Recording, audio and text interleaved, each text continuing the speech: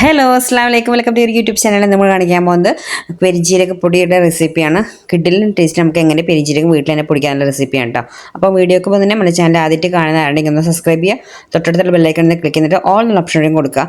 എന്നാലും മാത്രമാണ് ഞാൻ പുതിയ വീഡിയോസ് നോട്ടിഫിക്കേഷൻ നിങ്ങൾക്ക് കിട്ടും കേട്ടോ. അതുപോലെ തന്നെ സ്കിപ്പ് ചെയ്ത് കാണാൻ വേണ്ടി ശ്രമിക്കുക. നമുക്കത് എങ്ങനെ ഉണ്ടാക്കാൻ നോക്കാം. അപ്പോൾ അതിനായിട്ട് ആദ്യം ഒരു പാൻ വെച്ചിട്ടുണ്ട്. പാൻ ചൂടായതിനു ശേഷം നമുക്ക് വേണ്ടത് ഞാനിപ്പോൾ കപ്പലണ്ടി നമ്മൾ സാധാ കപ്പലണ്ടി ഇല്ലേ അതാണ് ഇട്ട് കൊടുത്തിരിക്കുന്നത്. ഒരു 10-12 ഉണ്ട്, അതിട്ട് കൊടുത്തിട്ടുണ്ട്. നിങ്ങളുടെ കയ്യിൽ അണ്ടിപ്പരിപ്പ് ഉണ്ടെങ്കിൽ അതിട്ട് കൊടുത്താലും മതി കേട്ടോ. കാഷ്നട്ടില്ലേ അത് ഒരു 12 ഇട്ട് കൊടുക്കുക. അപ്പോൾ ഞാൻ ഇതാണ് ഇട്ട് കൊടുത്തിരിക്കുന്നത്. നിങ്ങളുടെ കയ്യിൽ ഏതാണെന്ന് വെച്ചാൽ അതിട്ട് കൊടുത്താലും മതി കേട്ടോ. നന്നായിട്ട് ഫ്രൈ ചെയ്തെടുക്കണം. ആദ്യം അത് പെരിഞ്ജീരകത്തിൻ്റെ കൂടെ ഇട്ട് ഫ്രൈ ചെയ്യുമ്പോൾ അത് അത്ര ഫ്രൈ ആവില്ല. അപ്പോൾ അതുകൊണ്ടാണ് നമ്മൾ പാൻ ചൂടായതിനു ശേഷം ആദ്യം ഈ കപ്പലണ്ടി ഇട്ട് കൊടുക്കുന്നത് കേട്ടോ. അപ്പോൾ ഇതിട്ട് നല്ല ഫ്രൈ ആക്കി എടുക്കുക. ഫ്ലെയിം ഒരിക്കലും കൂട്ടിയിടരുതിട്ട് മീഡിയത്തിലോ അല്ലെങ്കിൽ ലോയിലിട്ടിട്ടാണ് വറുത്തെടുക്കാൻ. നമ്മുടെ കടല നമ്മൾ വറുത്തെടുത്തിട്ടുണ്ട്. ഇനി നമുക്ക് വേണ്ടത് ആ സെയിം പാനിൽ തന്നെ നമ്മളിവിടെ കഴുകി ഡ്രൈ ആക്കി വെച്ച പെരിഞ്ജീരകമാണ് അത് ഇട്ട് കൊടുക്കുക കേട്ടോ. നല്ലതായിട്ട് വാഷ് ചെയ്തിട്ട് ഡ്രൈ ആക്കിയതിന് ശേഷം മാത്രം നമ്മൾ ഇട്ട് കൊടുക്കുക കേട്ടോ. അപ്പോൾ ഞാൻ 100 ഗ്രാമിനും കുറച്ച് കൂടുതൽ എടുത്തിട്ടുണ്ട് കേട്ടോ. അപ്പോൾ നിങ്ങൾക്ക് എത്ര മേടിച്ചാൽ ഇത് നമുക്ക് 1-2 മാസം ഉപയോഗിക്കാനുള്ളതുണ്ടാവും. കാരണം ഒരുപാടൊന്നും നമ്മൾ പൊടികൾ ചേർത്ത് കൊടുക്കില്ല, കുറച്ചല്ലേ ഇട്ട് കൊടുക്കുള്ളൂ. നിങ്ങൾക്ക് എത്ര മേടിച്ചാലും അതിനനുസരിച്ചിട്ട് നിങ്ങൾക്ക് വറുത്ത് പൊടിച്ച് വെക്കാം കേട്ടോ. ഒന്ന് വറുത്തൊന്ന് ചൂടായിട്ടുണ്ട്. അപ്പോൾ ചൂടായതിന് ശേഷം നമുക്ക് ഇനി ഇതിലേക്ക് ഇട്ട് കൊടുക്കേണ്ടത് പട്ടയുണ്ട. ചെറിയൊരു 2 പീസ് പട്ട ഇതിലേക്ക് ഇട്ട് കൊടുക്കുക കേട്ടോ. അപ്പോൾ ചെറിയൊരു പീസ് ഇട്ട് കൊടുത്താൽ മതി. അതിന് ശേഷം ഒരു 4 ഗ്രാമ്പുമാണ് ഇട്ട് കൊടുക്കുന്നത് കേട്ടോ. അത് ഇട്ട് കൊടുത്തതിന് ശേഷം നമുക്ക് ഇനി കുറച്ച് കറിവേപ്പില ഇട്ടാ വേണ്ടത്. കറിവേപ്പില കഴുകി ഒന്ന് ഡ്രൈ ആയതിനു ശേഷം ഒന്ന് ഇട്ട് കൊടുക്കുക. കറിവേപ്പില എത്രയും നിങ്ങൾ കൂടുതൽ ഇടുന്നോ അത്രയും കറിക്കും ടേസ്റ്റ് കിട്ടും. ആ പൊടി നല്ല മണമായിരിക്കും. പെരിഞ്ജീരകത്തിൻ്റെ പൊടി നല്ല മണമായിരിക്കും. നമ്മൾ ഈ വറുത്ത് കഴിയാൻ നേരമാകുമ്പോൾ തന്നെ നല്ലൊരു സ്മെല്ലാണ് കേട്ടോ ഈ പെരിഞ്ജീരകം വരിക വറുത്ത് കഴിയുമ്പോൾ തന്നെ. ഇപ്പോൾ കറിവേപ്പില കഴിക്കേണ്ടതാണെങ്കിൽ നമ്മുടെ ശരീരത്തിന് ഒരുപാട് ഹെൽത്ത് ബെനിഫിറ്റ് ഉണ്ട്. കൊളസ്ട്രോൾ കുറയാനും ഷുഗർ കുറയാനും അതുപോലെ നമ്മളെ ഹെയറിനൊക്കെ ഒരുപാട് ബെനിഫിറ്റിലാണ് ഈ കറിവേപ്പില. നമ്മളിതുപോലെ വറുക്കുന്ന സമയത്ത് ഇട്ട് കൊടുക്കുകയാണെങ്കിൽ ആ പൊടി രൂപത്തിൽ നമ്മളത് ഭക്ഷണത്തിൽ കൂടെ അത് കഴിക്കും. അല്ലാത്ത രീതിയിൽ നമ്മൾ കറിയിലൊക്കെ വെറുതെ ഇട്ട് കൊടുക്കുകയാണെങ്കിൽ നമ്മളത് കഴിക്കില്ല, കറിയിൽ നിന്ന് എടുത്ത് മാറ്റി കളയില്ല. ഇത് പൊടിയാക്കിയിട്ടുണ്ടെങ്കിൽ നമ്മുടെ ശരീരത്തിൽ അത് ചെല്ലും ചെയ്യും കേട്ടോ. നമ്മൾ കറിവേപ്പിലൊക്കെ നല്ല ഡ്രൈ ആയിട്ടുണ്ട്. അതിന് ശേഷം നമ്മൾ നേരത്തെ ഫ്രൈ ചെയ്ത് വെച്ചിരിക്കുന്ന കടല ഇതിലേക്ക് ഇട്ട് കൊടുത്തിട്ടുണ്ട്.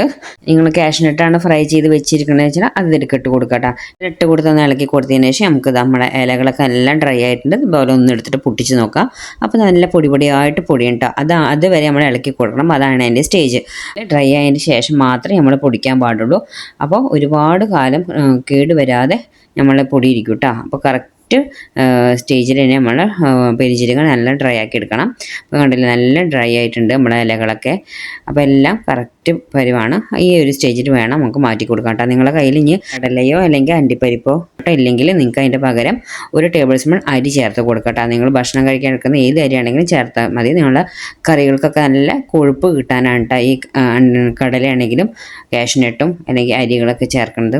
കറികൾക്ക് നല്ല കൊഴുപ്പ് കിട്ടും. നമുക്ക് ഫ്ലെയിം ഓഫ് ചെയ്തതിനു ശേഷം ആ പാനിൽ നിന്ന് ആ ചൂടിൽ നമുക്ക് വേറൊരു പ്ലേറ്റിലേക്ക് മാറ്റി കൊടുക്കാം കേട്ടോ. നമ്മൾ എടുക്കുന്ന പ്ലേറ്റ് വെള്ളം നനവില്ലാത്ത പ്ലേറ്റ് ആയിരിക്കണം. ഇനി അതൊന്ന് ചൂടായതിനു ശേഷം മാത്രമേ നമ്മൾ പൊടിച്ചെടുക്കാൻ പറ്റുള്ളൂ. അത് ചൂടാറിയിട്ടുണ്ട്. ഇനി ഞാൻ നല്ല നനവില്ലാത്ത ഡ്രൈ ആയ ജാറിലേക്കാണ് ഇട്ട് കൊടുക്കുന്നത്. വെള്ളം നനവ് തീരെ പാടില്ല കേട്ടോ. ഇനി നമുക്ക് അത് കൊണ്ടുപോയിട്ട് നന്നായിട്ട് ഫൈൻ പൗഡറായിട്ട് അടിച്ചു കൊണ്ടുവരാം കേട്ടോ. അപ്പോൾ ഞാൻ ചെറിയ ജാറിലിട്ടാണ് അടിച്ചത്.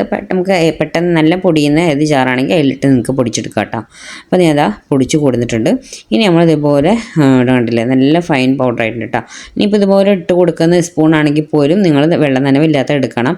എന്നാൽ തന്നെ ഇതുപോലെയൊക്കെ വെള്ളം നനവില്ലാതെ എടുത്താൽ തന്നെ നമ്മളെ പൊടികൾ ഒരുപാട് മാസം നമുക്ക് ഇത് നല്ല ഫ്രഷായിട്ട് തന്നെ സൂക്ഷിക്കാൻ പറ്റും കേട്ടോ. ഇനിയിപ്പോൾ നമുക്ക് പൊടിച്ചെടുത്തതിന് ശേഷം നല്ലൊരു ഇളം ചൂട് പോലെ ഉണ്ടാവും. അപ്പോൾ അതൊന്ന് ആറാൻ വേണ്ടി നമുക്ക് ഇതുപോലെ ആ സെയിം പ്ലേറ്റിൽ തന്നെ ഇട്ട് കൊടുക്കുക. ഇതുപോലെ നിരത്തി കൊടുക്കുക. എന്നിട്ട് നല്ല തണുത്തതിന് ശേഷം മാത്രം നമ്മൾ ഏത് ജാറിലാണോ ഇട്ട് വെക്കുന്നത് ഏത് ബൗളിലേക്കാണെങ്കിൽ അതിലേക്ക് മാറ്റി കൊടുക്കുക കേട്ടോ. അപ്പോൾ നമ്മുടെ കറികൾക്കൊക്കെ ഏത് കറിക്ക് വേണമെങ്കിലും ഫിഷ് ആണെങ്കിലും ചിക്കൻ ആണെങ്കിലും ഏത് കറികൾക്ക് വേണമെങ്കിലും ഈ പെരിഞ്ജീരകം വെച്ച് നമുക്ക് ഉണ്ടാക്കാം. കുറുമക്കറി മുട്ടക്കറി ഏത് നല്ല ടേസ്റ്റാണ്. ഇപ്പോൾ ഇത് പൊടിച്ച് കഴിഞ്ഞാൽ നല്ലൊരു മണമാണ് കേട്ടോ. നമ്മളൊരു ചിക്കൻ കറി വെച്ചതിൻ്റെ ഒക്കെ ഒരു മണം നമുക്ക് ഈ പൊടിച്ചാൽ തന്നെ നമുക്ക് കിട്ടും. ചാനലിൽ മല്ലിപ്പൊടി കുരുമുളക് പൊടി പെരിഞ്ജീരകപ്പൊടി ഇൻഗ്രീഡിയൻസും ചേർത്തിട്ട് പൊടിച്ചിട്ടുള്ള റെസിപ്പി ഉണ്ട് കേട്ടോ. അപ്പോൾ എല്ലാവരും കയറി ഒന്ന് ചെക്ക് ചെയ്ത് നോക്കുക. അപ്പോൾ ഇതുപോലെ എല്ലാവരും വീട്ടിൽ പൊടിച്ച് വെക്കാം കേട്ടോ. അപ്പോൾ അത്ര നമ്മുടെ വീഡിയോ ലൈക്ക് ചെയ്യാനും ഷെയർ ചെയ്യാനും കമൻറ്റ് ചെയ്യാനും സബ്സ്ക്രൈബ് ചെയ്യാനും മറക്കരുത്. Okay bye bye, thank you.